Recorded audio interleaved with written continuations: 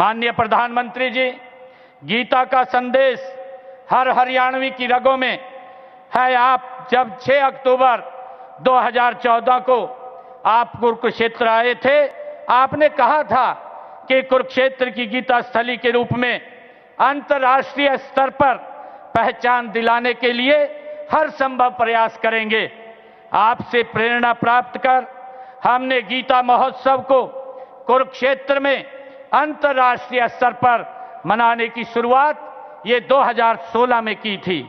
आदरणीय प्रधानमंत्री जी, तब से अब तक इसमें 4 देशों 6 राज्यों ने भागीदारी की है। यही नहीं, 6 देशों से बाहर 6 देशों में अंतर्राष्ट्रीय गीता महोत्सव जयंती का कार्यक्रम भव्य स्तर पर मनाया गया है। आदरणीय प्रधानमंत्री जी, आज की इस पावन धरा पर आपके कर कमलों से अनुभव केंद्र का उद्घाटन हुआ है। हमारी सांस्कृतिक धरोहर को पुनर्जीवित करने के लिए इस पर आपने 250 करोड़ रुपया यहां पर खर्च किया है।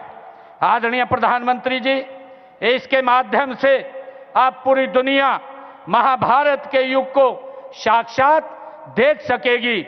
इसी प्रकार आपने भगवान श्री कृष्ण के पवित्र संघ पंचजन्य का आज लोकार्पण किया है। आदरणीय प्रधानमंत्री जी, महान गुरु तेग बहादुर जी के शहीदी दिवस को मनाने की प्रेरणा भी हमें आपसे मिली है। आपने भारत भूमि के लिए सिख गुरुओं के योगदान के प्रति बार बार कृतज्ञता आपने व्यक्त की है।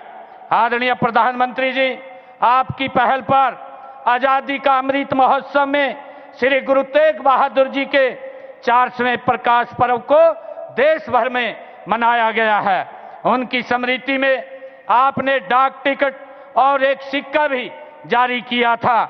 आदरणीय प्रधानमंत्री जी, आपके कर कमलों से ही पाकिस्तान स्थित ननकाना साहिब तक श्री करतारपुर साहिब कॉरिडोर का लोकार्पण भी आपके द्वारा किया गया।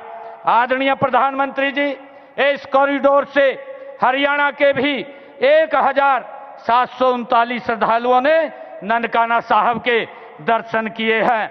मैं सभी साध संगत की ओर से आपका बहुत बहुत धन्यवाद करता हूं। आदरणीय प्रधानमंत्री जी, वर्ष 2021 में जब अफगानिस्तान में राजनीतिक अस्थिरता आई तो आपने वहां से गुरु ग्रंथ साहिब के तीनों पावन स्वरूपों को विशेष विमान से भारत लाने का प्रबंध आपने किया था।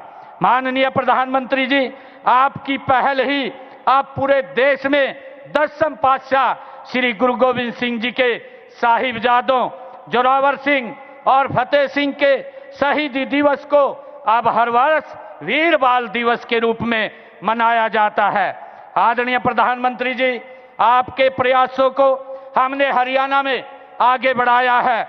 चाहे 2021 में गुरु नानक देव जी का 550वां प्रकाश पर्व हो या 2017 में गुरु गोविंद सिंह जी का 350वां प्रकाश पर्व हो या गुरु तेग बहादुर जी का 400वां प्रकाश पर्व हो, हमने पूरे राज्य में पूरी धूमधाम के साथ उनको आपके दिशा निर्देश में मनाने का काम किया है। आदरणीय प्रधानमंत्री जी, हमने इसी कड़ी में यमुनानगर में बनने वाले मेडिकल कॉलेज का नाम हिंद की चादर गुरु तेग बहादुर जी के नाम पर वो रखा गया है, उसका निर्णय लिया है।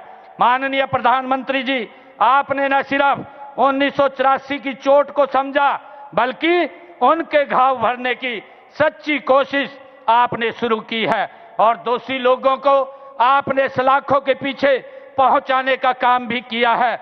माननीय प्रधानमंत्री जी, आपके नेतृत्व में ऐसी ही पीड़ा झेलने वाले हमारे हरियाणा प्रदेश के 121 परिवारों की आशा का सम्मान करते हुए हरियाणा सरकार ने इन प्रत्येक परिवार के एक एक सदस्य को नौकरी देने का निर्णय भी हमने किया है। माननीय प्रधानमंत्री जी, हम सिरसा स्थित गुरु चिल्ला साहिब जो 27 जून 2024 को हमारी कैबिनेट ने एक फैसला लिया आपके दिशा निर्देश में, जैसा आपने निर्देशित किया है, हमने वहां पर जिस पवित्र स्थल पर गुरु नानक देव जी 40 दिन रह करके उन्होंने वहां तपस्या की, वहां चिल्ला साहिब गुरुद्वारे की जो जमीन थी 8 एकड़ 6 कनाल, वो उसके नाम करने का निर्णय हमारी सरकार ने किया है। आदरणीय प्रधानमंत्री जी, हरियाणा भी ये गुरुओं की धरती है। हम अपनी नई पीढ़ियों को उनके संदेश, आदर्शों और विचारों से प्रेरित करने के लिए निरंतर आपके दिशा निर्देश में हम काम कर रहे हैं।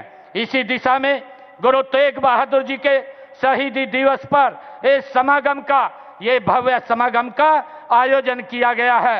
आदरणीय प्रधानमंत्री जी, मैं आपका धन्यवाद करता हूं कि आपने श्री गुरु तेग बहादुर साहिब जी की शहादत को नमन करने के लिए, उनको श्रद्धा सुमन अर्पित करने के लिए आपने हरियाणा को चुना है। आप समय समय पर हमारा हौसला बढ़ाते हैं, उसके लिए मैं सभी हरियाणा वासियों की ओर से आपका बहुत बहुत धन्यवाद करता हूं। वाहेगुरु जी दा खालसा, वाहेगुरु जी दी फतेह।